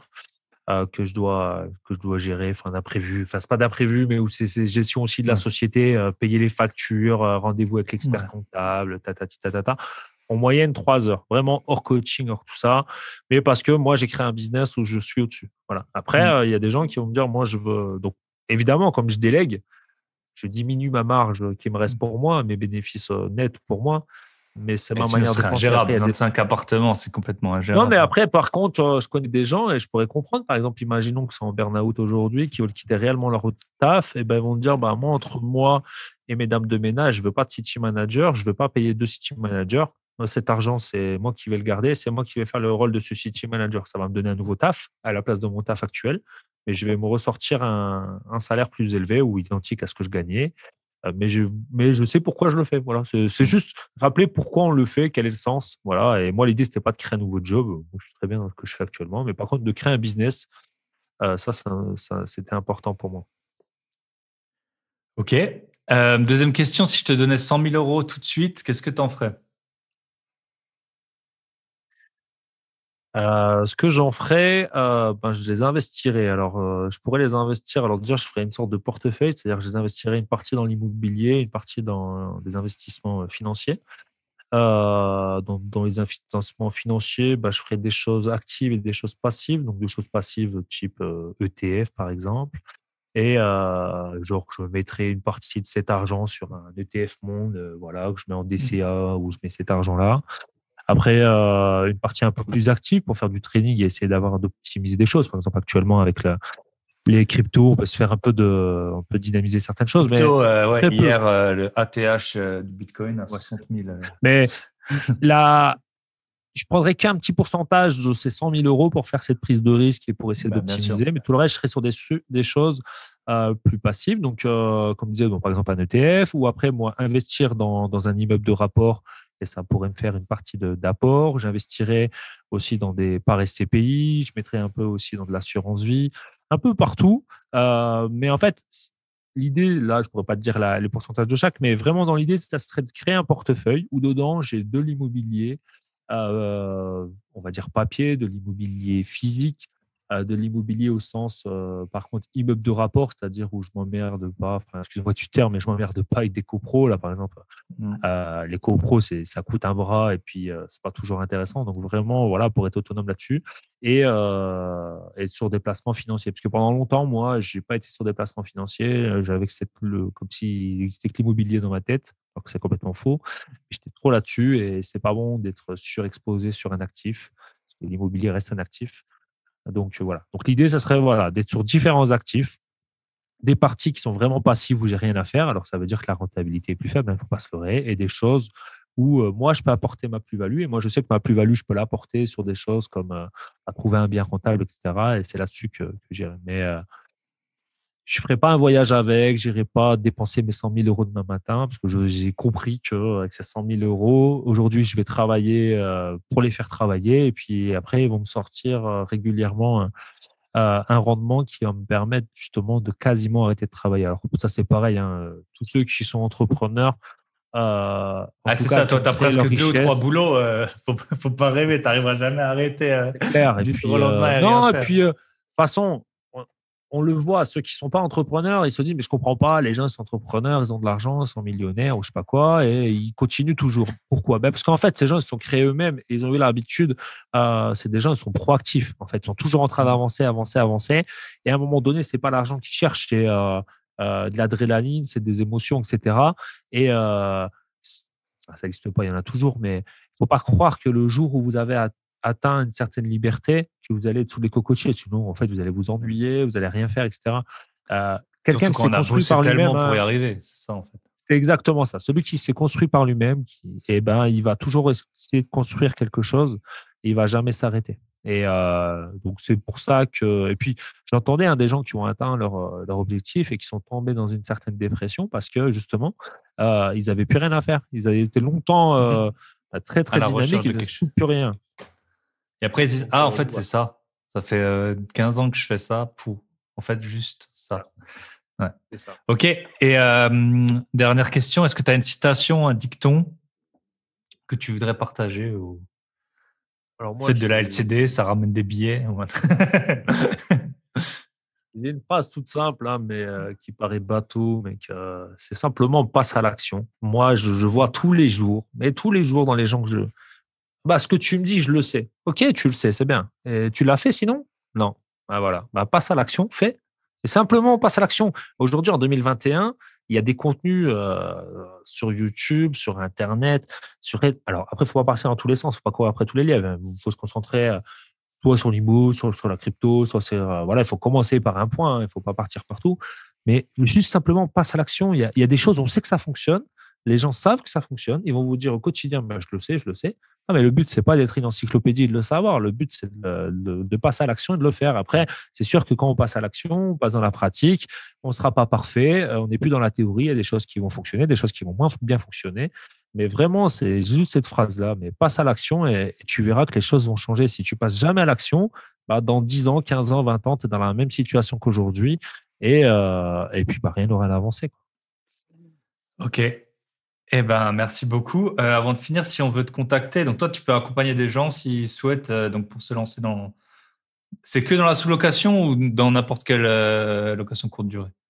Dans la Tu fais les location deux. courte durée au sens Mhm. large. En fait, moi, j'accompagne des gens qui ont déjà, alors, pour ceux qui font de la location courte durée, qui ont déjà un bien et qui veulent justement le transformer en location courte durée rentable. Donc là, je les accompagne ou des gens qui veulent se lancer dans la sous-location. De toute façon, quand on se lance dans la sous-location, nécessairement, après, il va falloir apprendre à exploiter en location courte durée, en augmentant la visite du bien, etc. Donc, pour me contacter, on peut aller soit sur ma chaîne Automatique BNB sur YouTube, ou soit vous me contactez par mail. C'est moi qui vais vous répondre personnellement sur contact@automaticbnb.fr. Donc, si vous m'envoyez un mail, c'est possible que je mette plusieurs jours à vous répondre, parce que c'est moi personnellement qui vous réponds, mais je vous répondrai dans tous les cas.